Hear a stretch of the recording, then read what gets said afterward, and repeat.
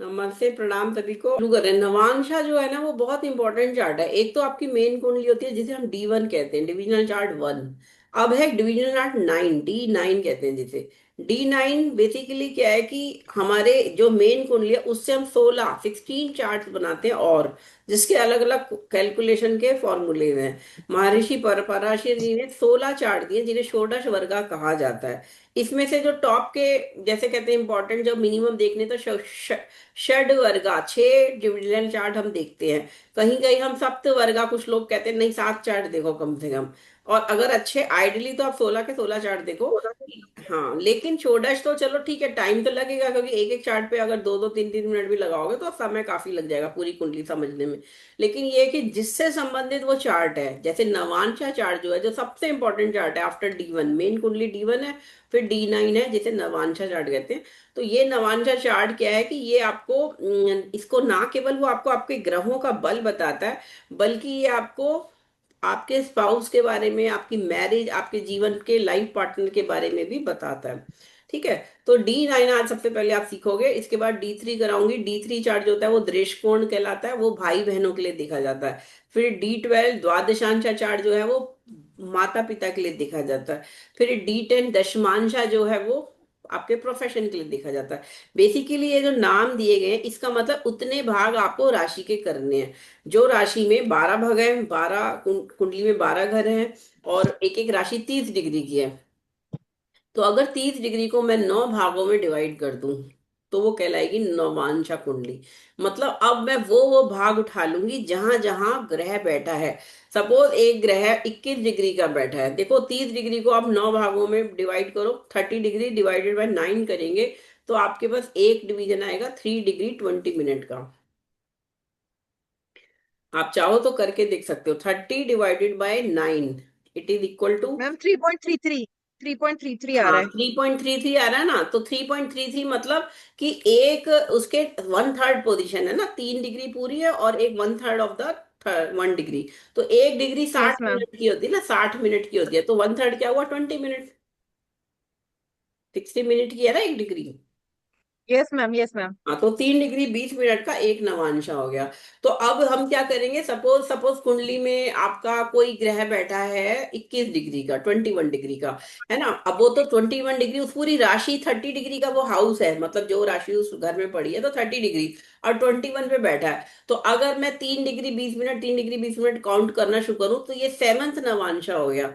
क्योंकि 3 degree 20 minute 3 बार गिनेंगे तो 10 degree पूरा हो जाता है। फिर 11वां डिग्री, 11 से मतलब 20 डिग्री तक का 6 नवांशा पूरे हो जाते हैं। और 7वां नवांशा हमारा 20 से 23 डिग्री 20 मिनट तक होता है। तो 21 डिग्री क्या हुआ, हमारा 7वां नवांशा हो गया बेसिकली। तो अब मैम इससे एक बार फिर से रिपीट कर दीजिए ना ये वाली बात। 30 डिग्री का एक हाउस होता है, उसके बाद कैसे डिवाइड करते हैं उसको? 30 डिवाइडेड बाय 9 कर लो ना। 9 करो, तुम करके देखो तुम्हारा क्या आ रहा है यहाँ पे। 30 डिवाइडेड बाय 9 करोगी, देखो मैं आपको एक बार करके बता देती हूँ। यहाँ पे देखो 30 डिवाइडेड बाय 9 दिख रहा है आपको, 3 डिग्री 20 मिनट। क्योंकि आप इसको डिवाइड करके देखोगे तो बेसिकली ये 3.33 आ रहा है ना, यहाँ पे 3.33 आ रहा है डिग्री। Yes ma'am. तो ये क्या हो गया, इक्वल टू 3 डिग्री 20 मिनट। तो अब अगर मैं 9 नवांशा गिनूं तो ये देखो, फर्स्ट नवांशा अगर मैं गिनूं, फर्स्ट नवांशा, तो ये क्या हो गया, फर्स्ट नवांशा 0 to 3 डिग्री 20 मिनट तक का हो गया। सेकंड नवांशा में अगर गिनूं, बताओ कैसे होगा, कितना होगा बताओ अंजलि। 3 डिग्री 21 मिनट टू हाँ, 6 डिग्री 40 मिनट। 6 डिग्री। ठीक है, ठीक है, ये हो गया ठीक। दूसरा देखो, 3 डिग्री अच्छा। 20 मिनट ऐड करते चलो ना, तो फर्स्ट नवांशा ये हो अब गया। मतलब एक ही डिग्री को हम आगे आगे करते जाएंगे, एक ही उसमें घर में से सारे पीसेस कटेंगे ऐसा? हाँ, एक राशि के मतलब 12 घर हैं, तो एक राशि, एक घर के 9 भाग किए तो 12 घरों में कितने हो गए, 108 भाग। 108 नवांशा हो गए टोटल। 108 नवांशा हो गए इन ए हॉरोस्कोप ऑफ 12 हाउसेस। क्योंकि ट्वेल्व हॉर्सेस। राशि है ना, 12 राशि है, 12 राशि 12 हाउसेज में ही तो बैठी हैं। तो हम्म। इसमें एक एक के 12 निम्न में 108 होता है ना, एक घर में 9 पार्ट करे, तो 12 घरों में 9 9 9 9, 12 घरों को गिनोगे टोटल 12 निम्न में 108 हो गया, हम्म। है ना। तो 12 × 9 इज इक्वल टू 108 नवांशा। ठीक है, तो अब ये 108 नवांशा, अब मैंने क्या किया, यानी कि एक घर में अगर इतना सारा दिख रहा है मुझे कि मतलब पहला 3 डिग्री 20 मिनट, दूसरा 3 20 से 6 40, फिर तीसरा क्या हो गया 6 6, अब मैं ऐसे लिख लूँ 6 40 टू 10 डिग्रीज, तीन इसमें 3 20 ऐड करो, 6 40 में 3 20 ऐड किया तो 10 डिग्री बन गया। Yes ma'am. ऐड कर रहे हैं ना, 3 डिग्री 20 मिनट दोनों में ऐड करते जा रहे हैं, नेक्स्ट नवांशा। तो अब आपको कुंडली में ग्रह की वो देखने पर डिग्री पे आपको पता चल जाना चाहिए कि कौन सा नवांशा है। ठीक है, चौथा फोर्थ नवांशा कहाँ से होगा, 10 से 13 डिग्री 20 मिनट। फिफ्थ नवांशा कितना होगा बोलो, कहाँ से कहाँ तक होगा, 13.2 13 20 से मैम सोलह 16 चालीस 16 डिग्री। हम्म। ठीक है, फिफ्थ नवांशा बोलो। देखो मैथमेटिकल सिंपल कैलकुलेशन है, लेकिन आपको इसको दिमाग में बैठ के ऐड करते चलोगे, वैसे तो नहीं भी हो रहा है तो शुरू में आप टेबल रेफर कर दो, लेकिन ये धीरे धीरे तो आपको याद हो जाएंगे, याद हो भी 20 जाने 50। चाहिए। वो फिफ्थ तक हो गया हमारा, फिफ्थ तक हो गया, आगे चले, आगे का बोलो नेक्स्ट मैम कितना। ये सिर्फ 2 बार रिपीट हो गया मैम। हाँ ये सिक्स हो गया, सॉरी, SIXT है six. First second third fourth fifth six, six हमारा कब तक हो गया, 20 डिग्री तक हो गया। अब सेवन, यस मैम। सेवन नवांशा, ये सिर्फ तुम्हारे लिए लिख रही हूँ, ये तो अदरवाइज ऐसे ही समझ में आना चाहिए, लेकिन कोई बात नहीं, मैंने इसलिए लिखा है कि तब कि आपको समझ में आए। 20 degree to 23 degree 20 minute, eight. अब इसका मतलब ये है कि जब मैं नवांशा कुंडली बनाऊंगी तो मैं वो हिस्सा उठा लूंगी जहां जहां ग्रह बैठा है, और बाकी 8 8 हिस्से हर राशि के मैं हटा दूंगी। मतलब एक तरह से हम 1/9 निकालते ले जा रहे हैं, और बाकी का 8 8 पार्ट हम वो कर रहे हैं, रिमूव कर रहे हैं।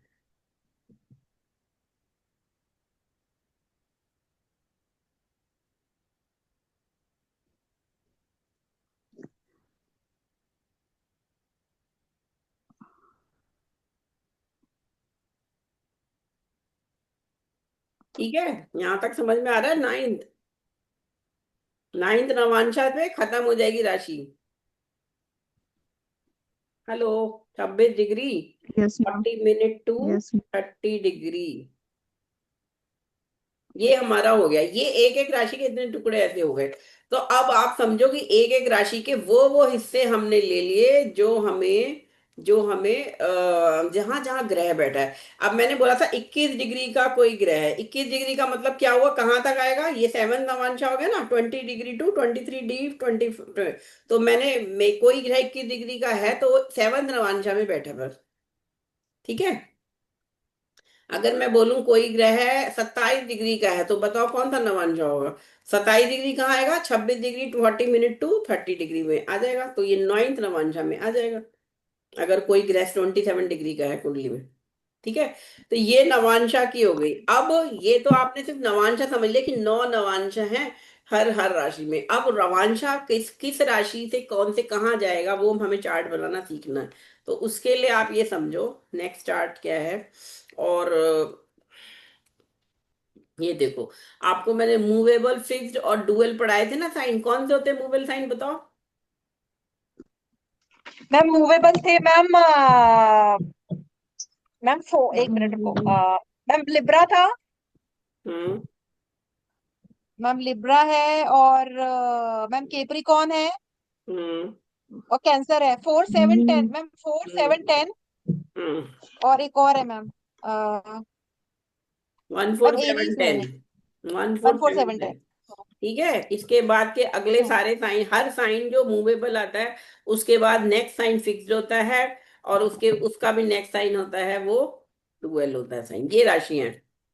मूवेबल साइन कौन हम्म। कौन से है, ये है, ये मैंने लिख दिए यहाँ पे आपकी क्लैरिटी के लिए। ठीक है। हाँ। तो अब आपको ये, एक तो आपको ये पता है कि 3 डिग्री 20 मिनट पहले, पहला 3 डिग्री 20 मिनट हर राशि का पहला नवांश है। 3 डिग्री 20 से 6:40 दूसरा है ना, 6:40 से 10 डिग्री तीसरा नवांश है। तो अब मुझे ये देखना है कि अगर कोई ग्रह मूवेबल राशि का है, यानी कि सपोज तुला लगन, जैसे राहु का तुला लगन लगन है ना, तो तुला लगन में अगर वो 3 डिग्री 20 मिनट का लगन है, पहला ही है, तो वो क्या होगा, काउंटिंग करनी है हमें, पहला नवांशा कहाँ जाएगा, सेम लगन आ जाएगा।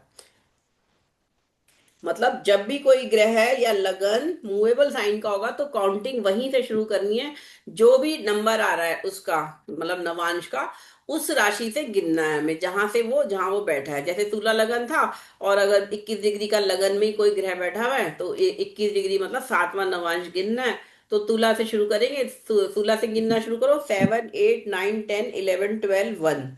तो मेष में आ जाएगा वो, कोई ग्रह अगर तुला में 21 डिग्री का है तो वो नवांश कुंडली में वो कहाँ बैठेगा, मेष राशि में बैठेगा, क्योंकि वो सेवंथ मैम नवांश। एक बार कुंडली की हेल्प से बता दो मैम, ये वाला कॉन्सेप्ट जो आप कह रहे हो। हाँ बता रही हूँ पहले, इसीलिए थ्योरी का मेन फॉर्मूला बता हाँ। रही हूँ। तो मूवेबल में आपको वहीं से काउंटिंग करनी है, ठीक है।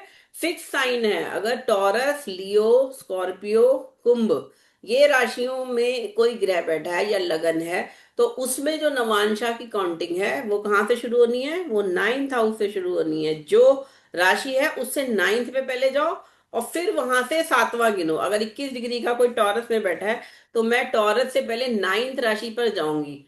तो कौन सी राशि आएगी 9th राशि, टॉरस से गिन के बताओ स्वाति, टॉरस से 9th तक गिनो। 2 3 4 5 6 7 8 9 10। मकर राशि 9th राशि है। अब 9th राशि से मुझे सेवंथ नवांशा गिनना है फिर। ठीक है। मतलब मकर राशि 9th राशि है टॉरस से, तो टॉरस से मकर पे पहले तो मैं उसकी काउंटिंग करूंगी कि वो फिक्स साइन है, फिर वहां से मैं सेवंथ नवांशा गिनूंगी। मतलब मकर से गिनो 10 11 12 1 2 3 4, तो कर्क राशि में वो ग्रह बैठेगा, अगर D1 में वो टॉरस का सेवन 21 डिग्री का है तो। ये मतलब मैम जो टॉरस में ग्रह बैठा है वो हम्म, मकर में बैठेगा। मतलब वो मकर तक तो आपको काउंटिंग करनी है, पहले तो 9th तक जाना है, फिर वहां से सेवंथ साइन गिनने हैं अपने। क्योंकि सेवंथ नवांश है ना, 21 डिग्री तो सेवंथ नवांश है। पहले तो आप नवांश का डिग्री देख लो भैया, कौन सी है, कौन सा नवांश है, पहला दूसरा तीसरा चौथा।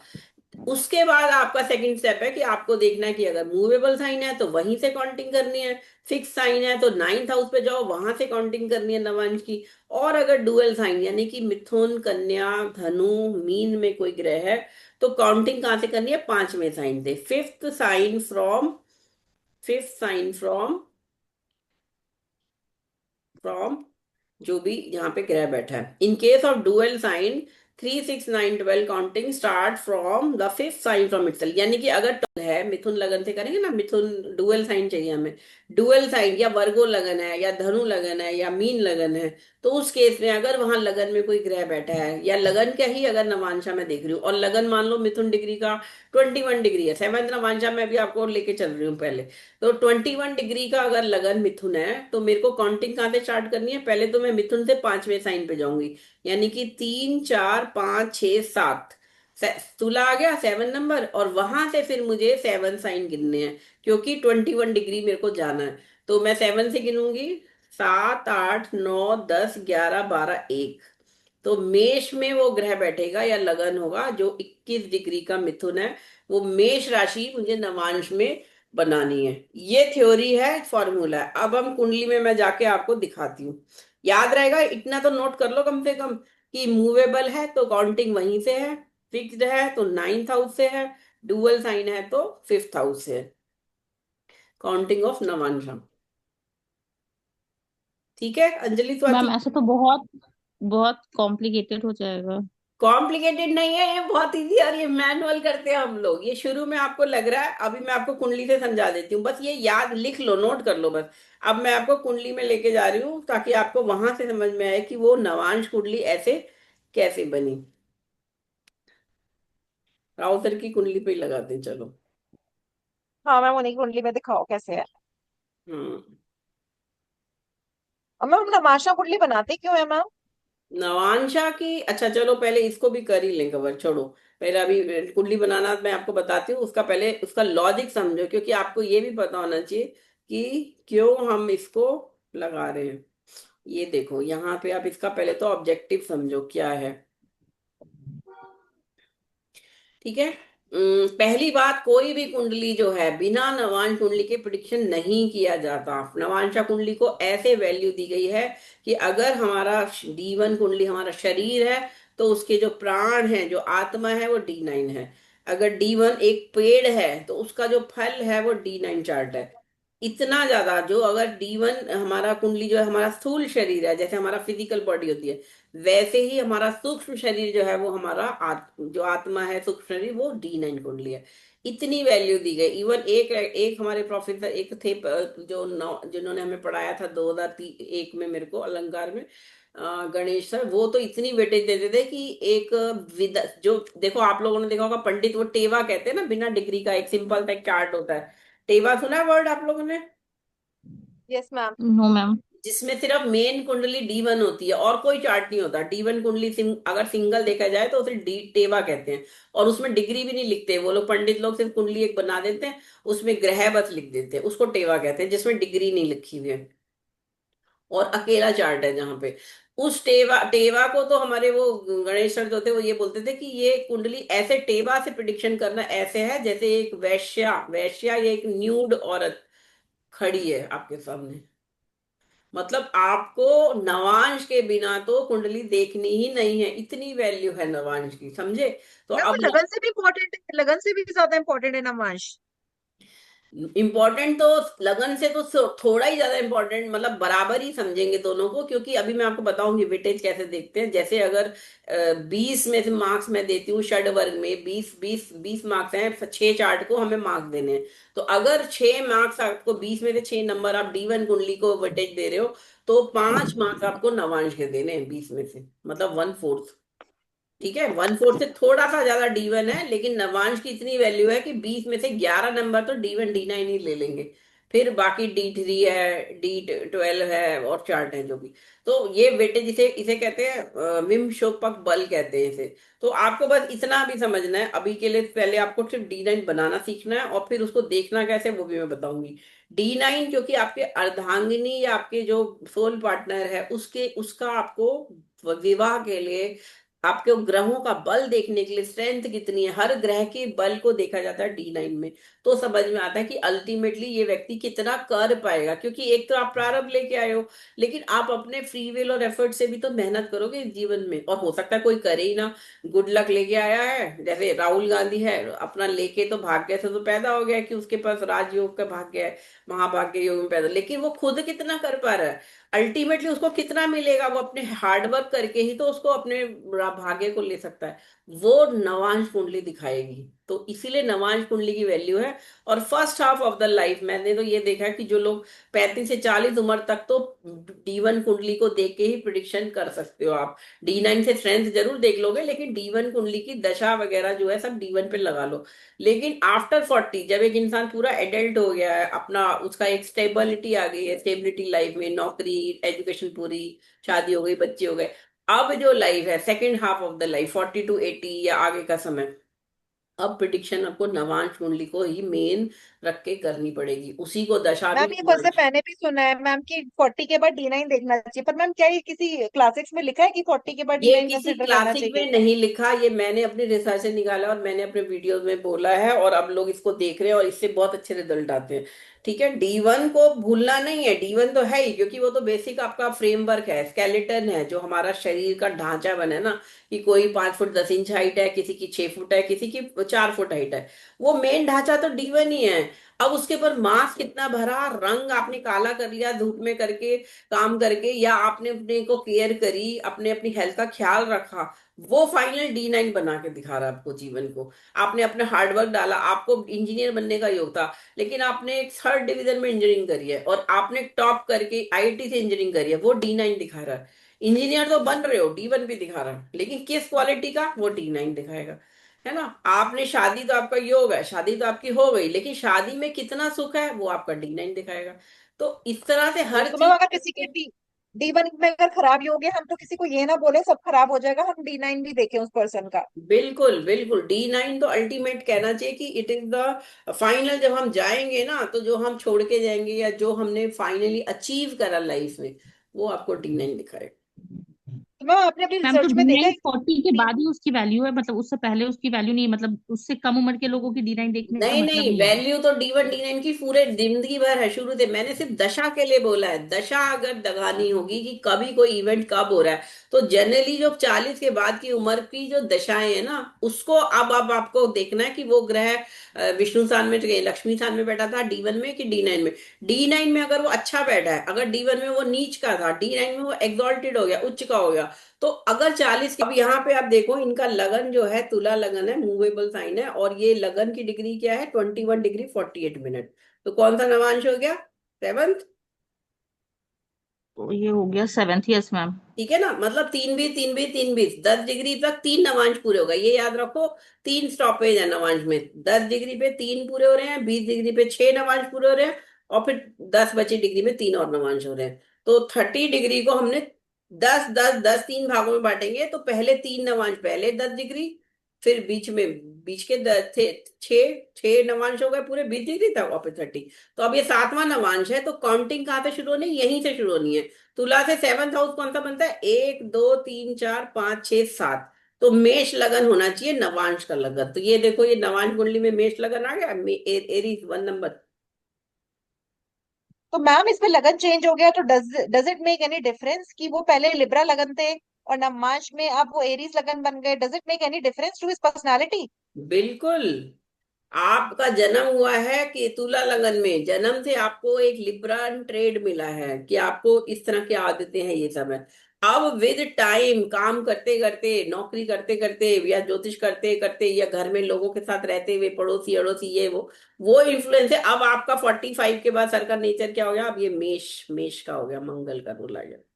मैम ऐसे तो बिल्कुल ही चेंज हो जाएगी पर्सनालिटी।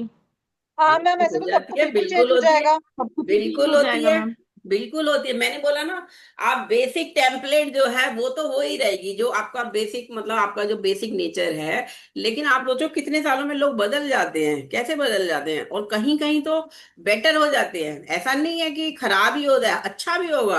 कोई ग्रह यहाँ नीच का होता है किसी की कुंडली में, तो नवांश में वो उच्च का होगा, इसका मतलब उसने अपनी मेहनत से, अपने हार्ड वर्क से, उसने मेहनत कर करके अपने आप को निखार लिया।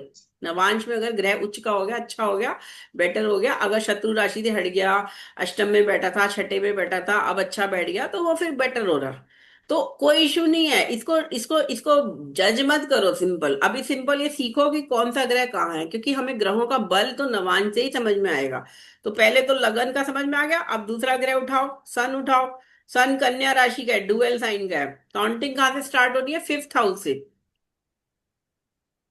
है मैम ना। हमने सन क्यों देखा इसमें, सन क्यों देख रहे हैं इसमें मैम?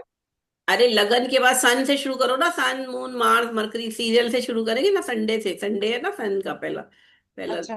राजा है ना सन, सन से स्टार्ट कर रहे हैं। तो अब ये 24 डिग्री 54 मिनट है, तो ये कौन सा नवांश है, बोलो। कन्या का कौन से नवांश में जन्म हुआ है, सर का पूरे था 8वें नवांश में। एक एक नवांश, हाँ।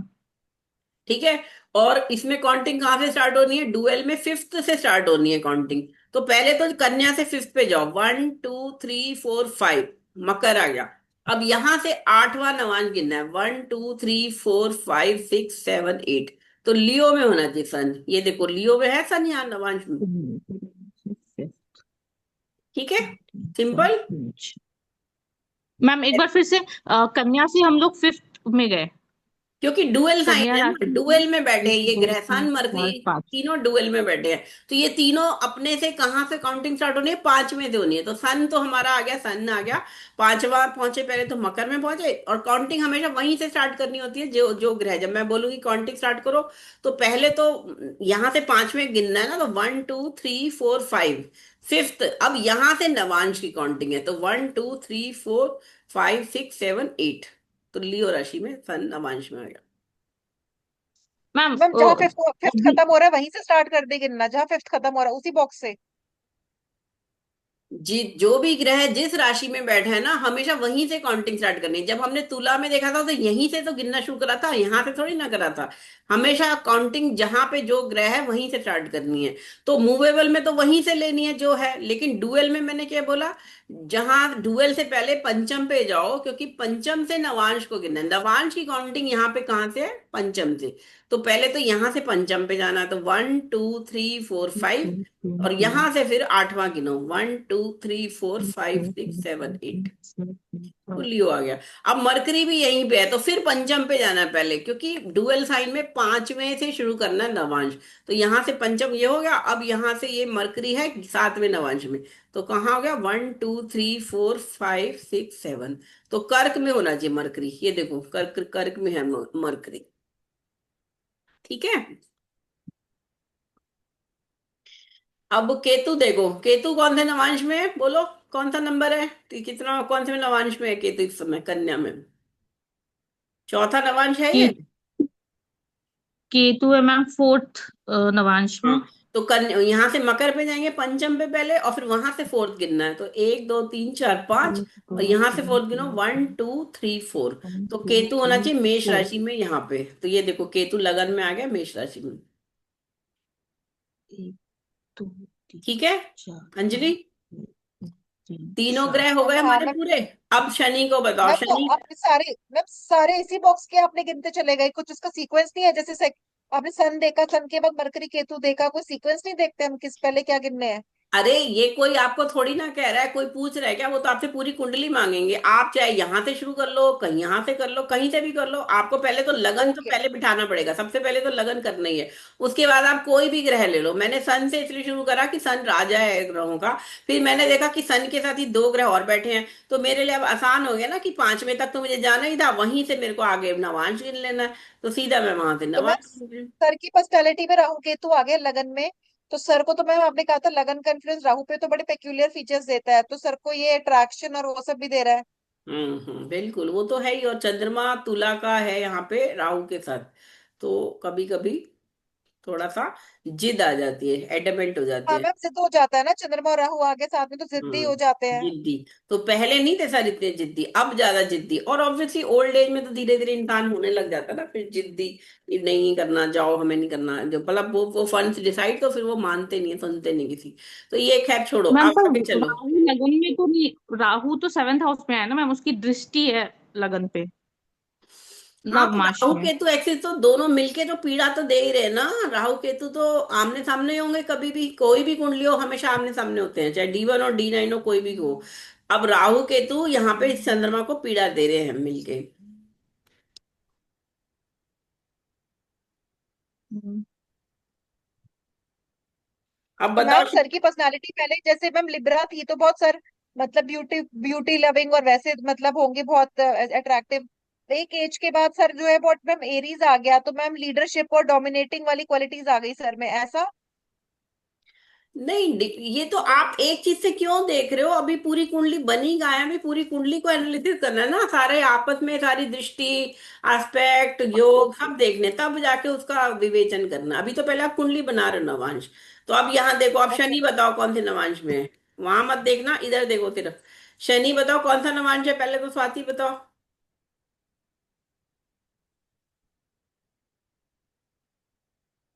आठवां मैम नवांश 24 है है। मैम, अभी एट्थ एट्थ नवांश है, एट्थ, हाँ। हाँ ठीक है, एट्थ है। और ये धनु राशि है, तो ये भी डुअल साइन है। जैसे कन्या में डबल पांचवें से साइन शुरू है। करी थी, तो यहाँ भी पांचवें से शुरू होगी काउंटिंग। ठीक है। Yes ma'am. तो यहाँ से पांचवा गिनो, 1 2 3 4 5। तीन चार अब हाँ। यहाँ से आठ एरीज। गिनने हैं, तो एक से आठ गिनेंगे तो 1 2 3 4 5 6 7 8। तो स्कॉर्पियो में होना चाहिए शनि। ये देखो तीन स्कॉर्पियो चार में है, पाँच वृश्चिक राशि में छह शनि। सात। ठीक है। अब राहु का बताओ, यस राहु मैम। कौन से नवांश में है? बोलो राहु अंजलि। राहु है मैम चौथे 12 डिग्री। चौथे नवांश में। चौथे हाँ में, मैम और ये चौथे भी में है। यस। डुअल, और ये भी डुअल साइन है ना। डुअल साइन तो पंचम से काउंटिंग स्टार्ट होनी है। तो 1 2 3 4 5, और यहां से चौथा गिनो, 1 2 3 4। तो तुला में आ गया राहु, तो देखो ये तुला में आ गया राहु। ठीक है।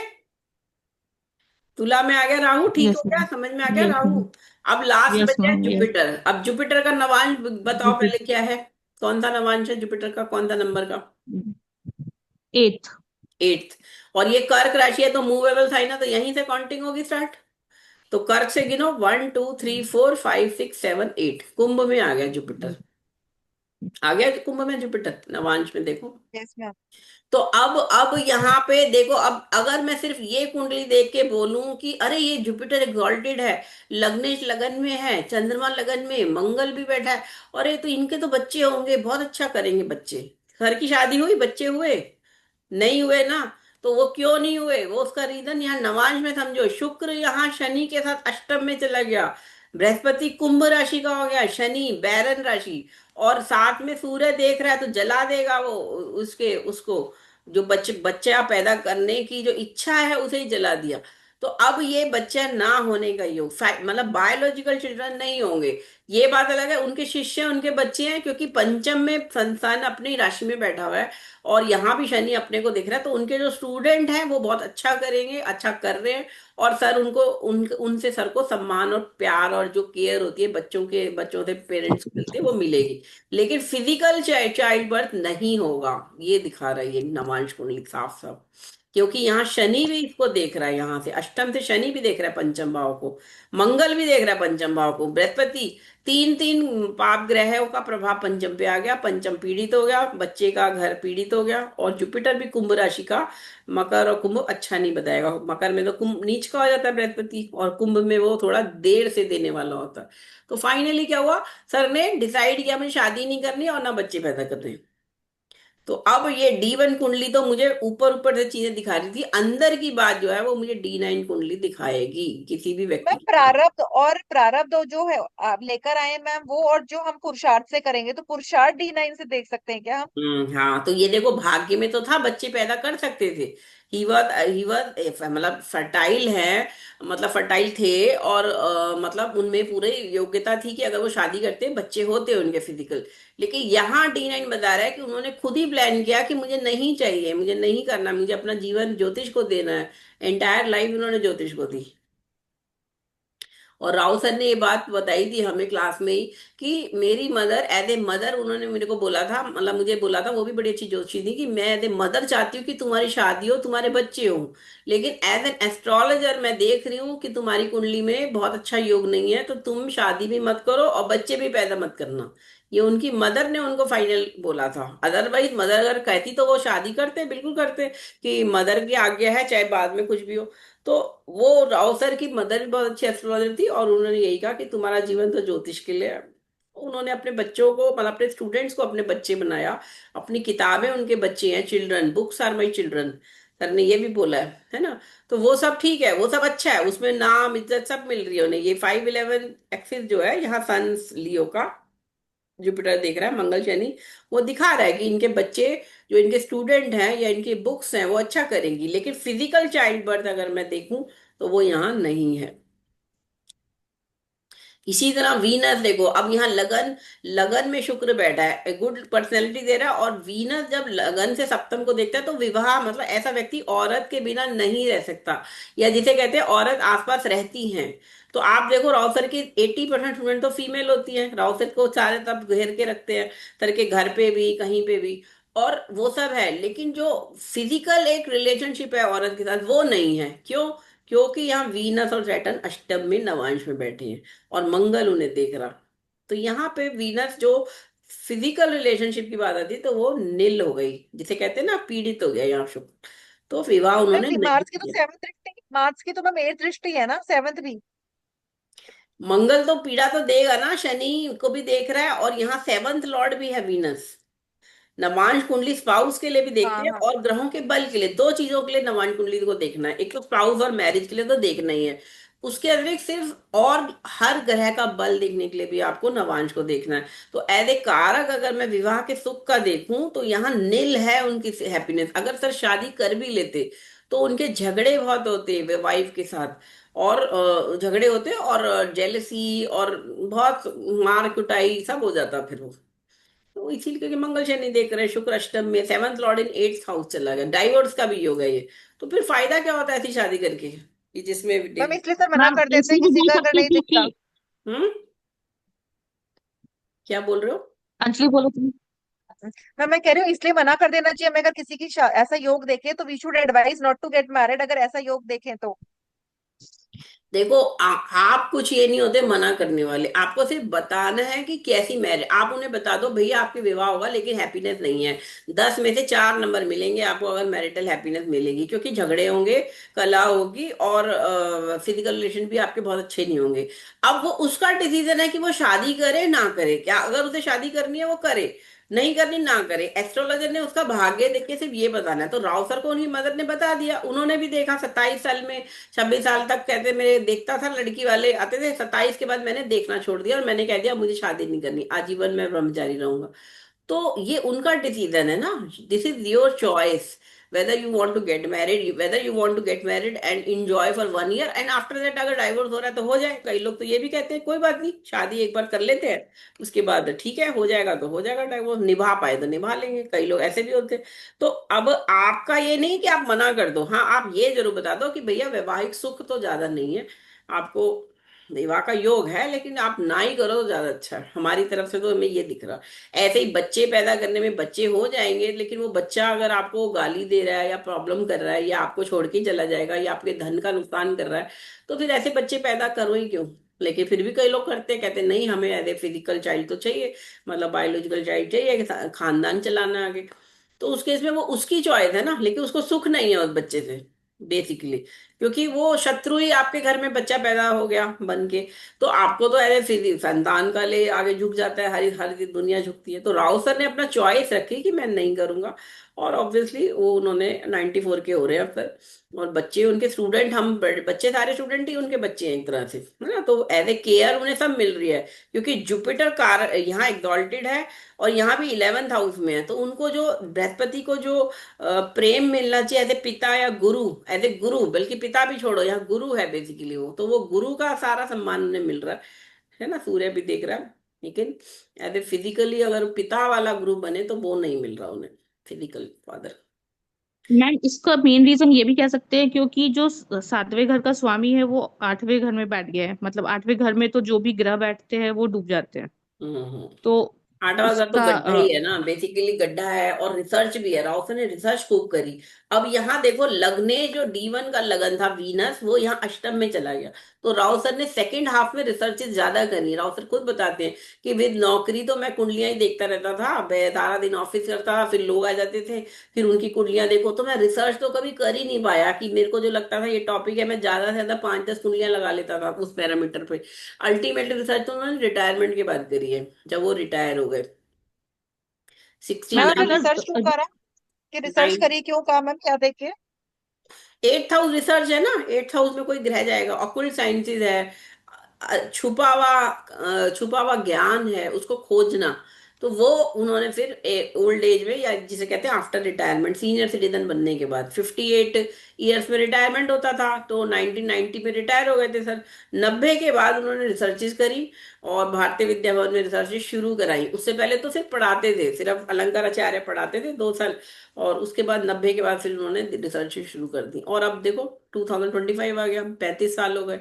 तो ये रिसर्चेज ही तो हैं जो हम लोग भी, इतनी किताबें आ रही हैं और जो पढ़ा रहे हैं दिख रहे हैं, क्योंकि अब हमने 200 200 100 100 कुंडलियां, एक एक पैरामीटर जो ज्योतिष के ग्रंथ हैं, प्रिंसिपल्स हैं, उनको हमने यूज कर लिया और हमें समझ में आ गया कि हाँ ये सही पैरामीटर। ठीक है, तो डी मैम नाइन पर शनि का मैम शनि का 8th हाउस में रहने का क्या फल होता है? बेसिकली शनि 8th हाउस में इंसान को लंबी आयु देता है, और साथ में कोई लंबी चलने वाली बीमारी भी देता है। 8th हाउस का मेहनती बनाता है खूब, ठीक है। और साथ में वो डिटैचमेंट भी देता है, क्योंकि कर्म के फल घर को देखता है ना शनि। तो यहाँ से अगर यहाँ होता तो ये 10th हाउस को देखता है, यहाँ से भी 10th हाउस को देखता है। अच्छी बात है कि शनि यहाँ 10th लॉर्ड ही है। तो करियर चाहते तो सर अपना इंस्टीट्यूट नहीं खोल सकते थे, छोड़ देते जॉब, अपना अपना अच्छा चलता उनका बढ़िया, इतना अच्छी प्रिडिक्शन करते थे। लेकिन सर ने जिंदगी भर नौकरी करी पहले, फुल रिटायरमेंट, नॉर्मल रिटायरमेंट लिया, और उसके बाद उन्होंने रिसर्च में भी करा, तो भी उनको मंथली भारतीय विद्या भवन दिल्ली से चेक तो मिलता ही है, मंथली सैलरी तो मिलती है, जो रिन्यूमरेशन मिलता है मंथली पढ़ाने का, 10-15 हज़ार जो भी मिलता है, तो वो रिन्यूमरेशन मिल रहा है। तो एक इंसान बिजनेस नहीं करना चाहता, वो शनि जो है वो सर्विस कराता है बेसिकली। 8th हाउस से एक विराग है और एक सर्विस, सर्विस का कारक ग्रह देख रहा। ठीक है, अब यहाँ मंगल तुला का था, मंगल यहाँ टॉरस का हो गया, मंगल 2nd हाउस में आ गया। तो राउसर की आवाज में अगर पाठ भी आप सुनो तो कितनी स्ट्रांग वॉइस है ना, और आज से 10 साल पहले रिकॉर्ड हुआ है यार, 80 साल की उम्र में रिकॉर्ड, या 85 में रिकॉर्ड किया है वो, है अभी 94 की है सर। तो मंगल ये दिखा रहा है वाणी में ओजस्विता, जो एक स्ट्रांग, एक डोमिनेटिंग वॉइस है उनकी, है ना। और साथ में यहाँ मून जो है तुला का, वर्गोत्तम हो गया यहाँ मून। अब देखो यहाँ मून यहाँ पे भी तुला का, यहाँ पे भी तुला का है। ठीक है, तो जब कोई ग्रह उसी राशि में हो जो D1 में थी, D9 में भी जब उसी राशि में होगा तो उसको कहते हैं वर्गोत्तम ग्रह।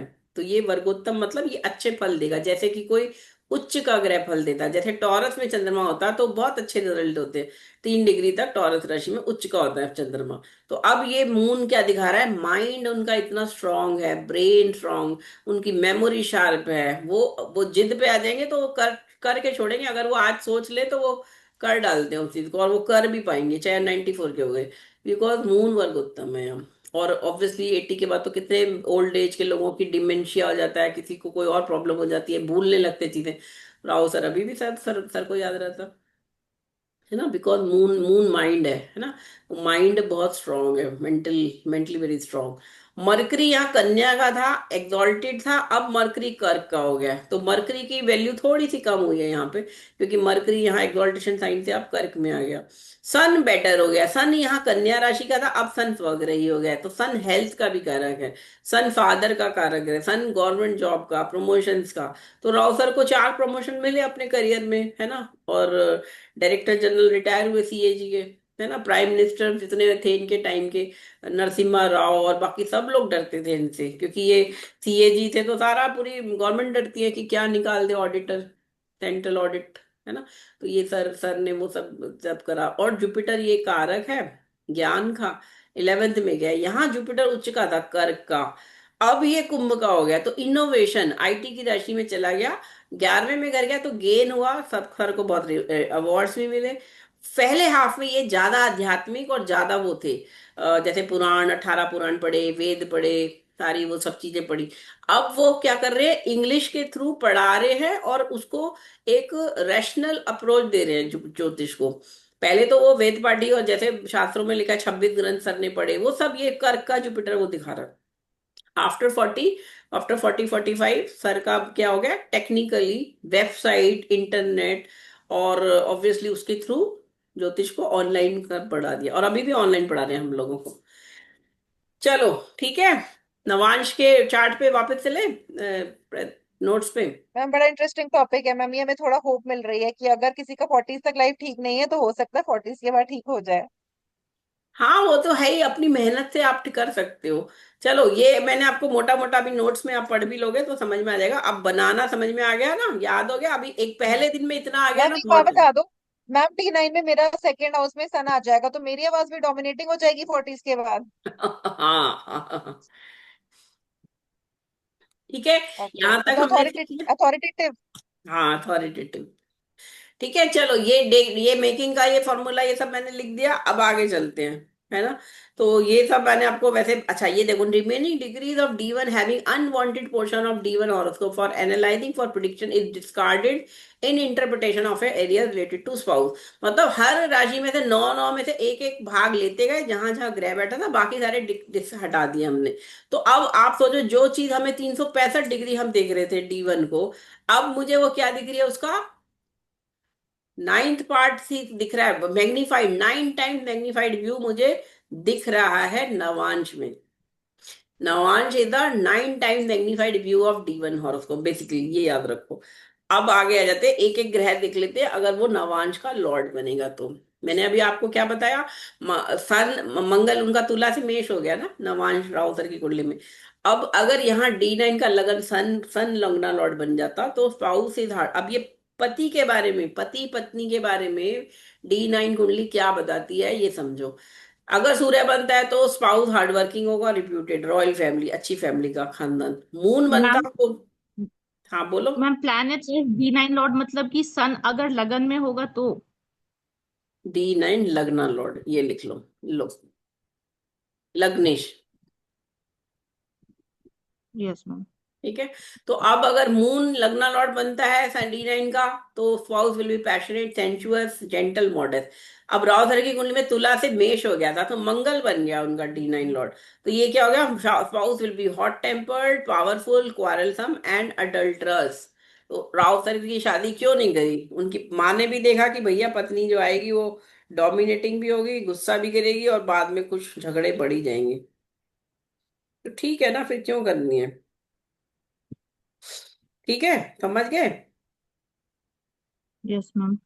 अब अगर मरकरी बनेगा लग्न लॉर्ड, तो spouse will be wise, young looking, skilful and learned.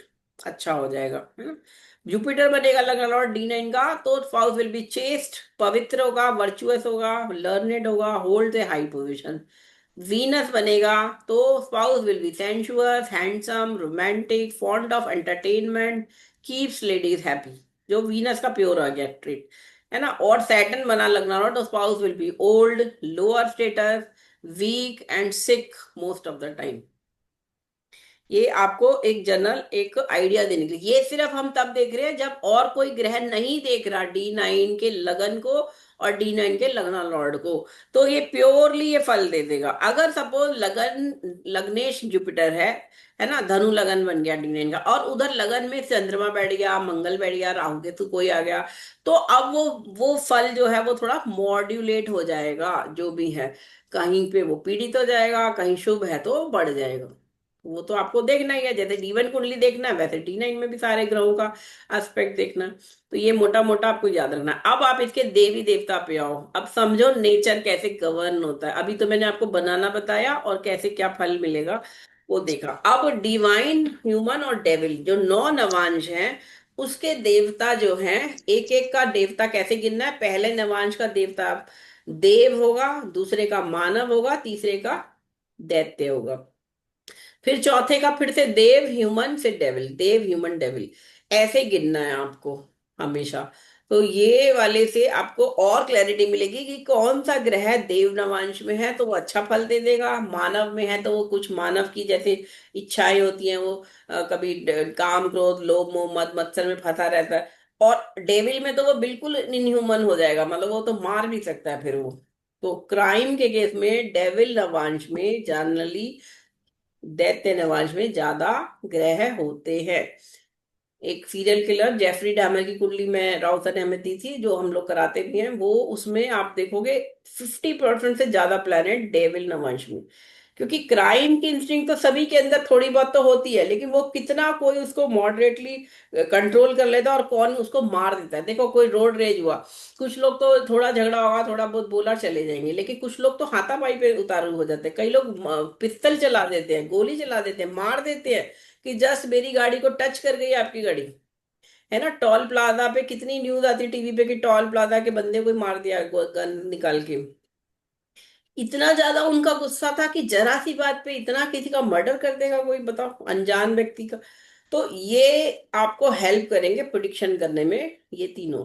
अब समझो, अगर चंद्रमा पहले, चौथे और सातवें नवांश में हो, तो पर्सन वर्चुअस होगा, वेल्दी होगा, जनरस होगा, रेस्पेक्टेबल एंड रिलीजियस होगा। ठीक है, क्योंकि देव नवांश में होगा वो, है ना। पहला, चौथा, सातवां देव नवांश बनेगा ना, सीरियल से गिनते जाना आपने। दूसरा, पांचवा, आठवां मानव नवांश होगा। तो वहां पे अगर चंद्रमा उस नवांश में है तो वो क्या बनाएगा, सोशली बनाएगा, active, hard working, sincere, ready to serve others.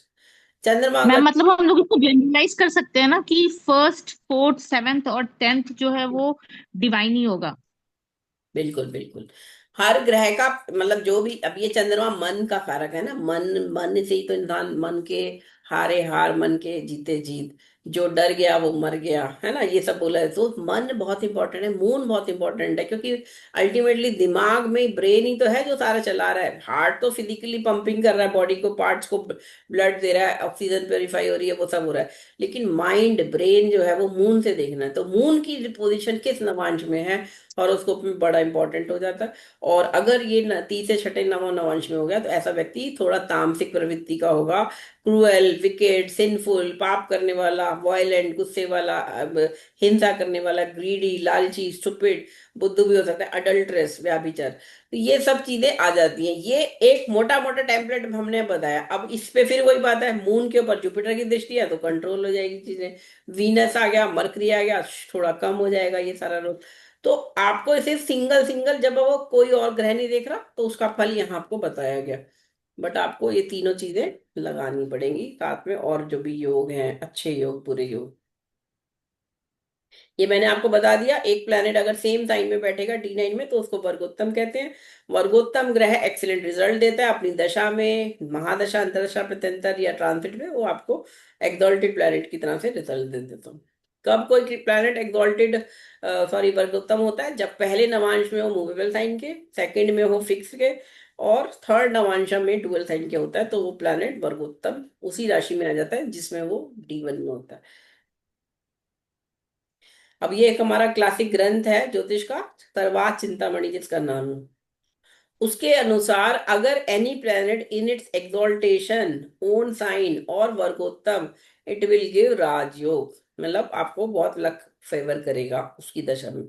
One person with वर्गोत्तम लग्नेश और वर्गोत्तम सन और moon will be chief of his family or very prosperous or leader in his other group।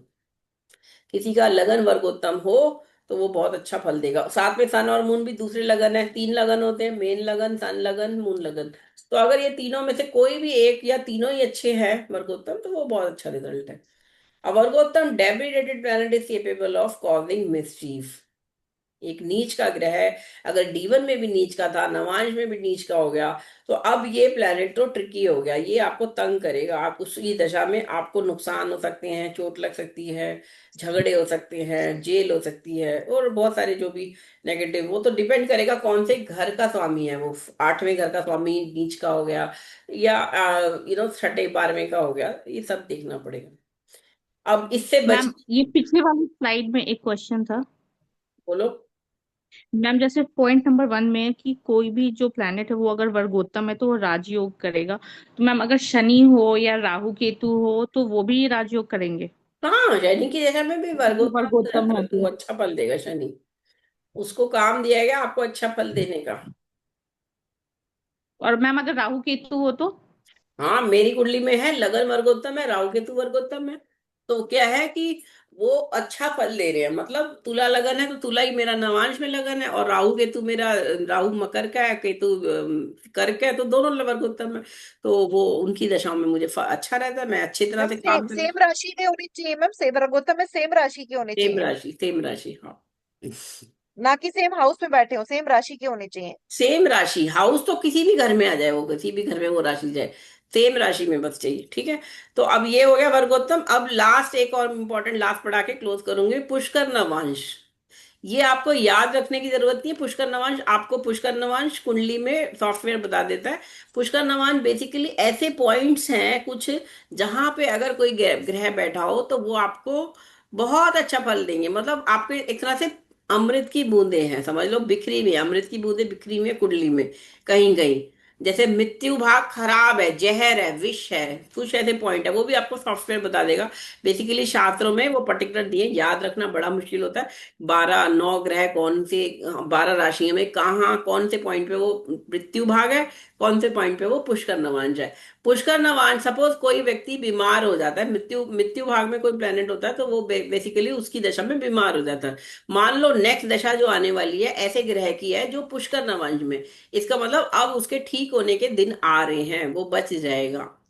तो इसीलिए ये पुष्कर नवांश को जानना जरूरी है कि अगर कोई ग्रह पुष्कर नवांश में है तो ये आपको बचा ले जाएगा। आपका अगर नुकसान होने वाला था, अगर पुष्कर नवांश की दशा शुरू हो गई तो फाइनली आप बच जाओगे, नुकसान नहीं होगा उतना। तो ये एक तरह से कुछ सेविंग ग्रेस है बेसिकली।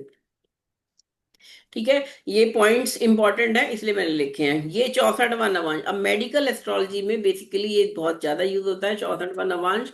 और ये कौन सा नवांश होता है? जनरली चंद्रमा जिस राशि में नवांश में बैठा उससे चौथा घर जो होता है वो 64वां नवांश का स्वामी बनता है।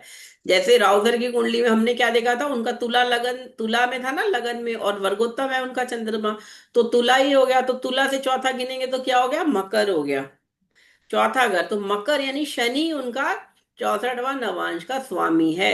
तो शनि की दशा जब भी सर की लाइफ में आएगी, सर को थोड़ा सा प्रॉब्लम हेल्थ वाइज होंगे, इलनेस और डेथ इवन, अगर आयु खंड पूरा हो गया। तो ये 64वां नवांश मेडिकल एस्ट्रोलॉजी में हम लोग बहुत यूज करते हैं। और यहाँ पे कोई ग्रह बैठा हो 64वें नवांश में, तो वो ग्रह भी अपनी दशा में आपको तंग करे। इवन जुपिटर बैठा हो मान लो 64वें नवांश, तो अब वो जुपिटर की दशा आपको तंग कर डालेगी। ठीक है, वो आप देख लेना, टेंशन लेने की जरूरत नहीं है। ये छोटी छोटी पॉइंट्स हैं, ये आप धीरे धीरे आपको प्रैक्टिस करते करते याद होने लग जाएंगे। ठीक है, प्लैनेट है सेवंथ लॉर्ड। अब लोग बोलते हैं मेरा पति कैसा होगा या पत्नी कैसी होगी, तो अब वो कैसे देखना है? वो सेवंथ लॉर्ड देखो। प्लैनेट है सेवंथ लॉर्ड इन D1 चार्ट, ये तो हम D1 से देख रहे हैं। ठीक है, अब प्लैनेट इन लगना इन D9 चार्ट है ना। अब यहाँ पे मून मरकरी सपोज लगन में आ गए तो वाइफ ब्यूटीफुल वर्चुअस ये सब हो गई। मून जुपिटर ये कॉम्बिनेशन है, सिंपल लिखे, जरूरी नहीं है कि सारे याद हो, लेकिन धीरे धीरे आपको समझ में आने लगेगा कि कुंडली में कैसे हम आपके पति या पत्नी के बारे में बता सकते हैं। जैसे चंद्रमा और शुक्र जनरली ब्यूटीफुली बनाते हैं, है ना, यंगर लुकिंग बनाते हैं। मरकरी और यंगर लुकिंग आर्टिस्टिक बना देता है। जुपिटर ज्ञानी बना देगा, इंटेलिजेंट होगा स्पाउस, है ना। मार्स वीनस बोल्ड अट्रैक्टिव, ये कॉम्बिनेशन है, ये हो गया बेसिकली। ये मैं नोट शेयर करूंगी, धीरे धीरे आप कुंडलियों पे लगाना। सेवंथ हाउस में होगा तो क्या होगा? दो और दो से अधिक मेलेफिक अगर होंगे, कोई शुभ प्रभाव नहीं है, तो ये फिर डेथ का कॉम्बिनेशन है, मतलब विडो या विडोवरहुड का। अगर सप्तम भाव में नवांश में दो पाप ग्रह बैठ जाते, है ना, ऐसे ही कुछ कॉम्बिनेशन लिखे हैं। इसके बाद टिप्स ये सब पढ़ लेना, टिप्स को मैं नहीं शेयर कर रही। Tips about marriage age, age, इसको अपन कल, अब 1 मिनट रह गया इसलिए मैं एग्जाम्पल कल कराऊंगी या अगली क्लास में करेंगे हम, कैसे नवांश कुंडली से हम प्रिडिक्ट करेंगे मैरिज, है ना। मैरिज कितनी की एज क्या है ना, मैरिज टीनेज में हो जाएगी या फिर 25 के बाद, ये सब आपको ये कुछ कॉम्बिनेशन यहाँ लिखे हैं। आपका पति का क्या नेचर होगा, ये सब चीजें, चिल्ड्रन भी देख लेते हैं हम। D9 को भी वैसे ही पूरा डिस्कस करना। यहाँ ये हम कुंडलियां नेक्स्ट क्लास में लगाएंगे। जजा जजा गैबर की, जिसने 9 विवाह करे थे, हंगरी में पैदा हुई थी 6 फरवरी 1917 में, रात को 20:08 पे। ये कुंडलियां आप D9 में करेंगे नेक्स्ट क्लास में। डालमिया ने भी कई विवाह किए, मल्टीपल मैरिज, 6 विवाह किए शायद इन्होंने, तो ये आपको मैं करवाऊंगी नेक्स्ट क्लास में। और एक केस स्टडी है जो मैंने प्रिडिक्ट किया था 2010 में, उनका विवाह सेकंड मैरिज का प्रिडिक्शन था ये, और वो हो गया second marriage, first marriage divorce हो गया। तो ये भी मेरी प्रिडिक्शन ठीक थी, तो ये लाइव केस स्टडी है। तो ये 3 कुंडलियां आप नेक्स्ट क्लास में करेंगे। ठीक है, तो अब क्लोज करती हूँ मैं ये।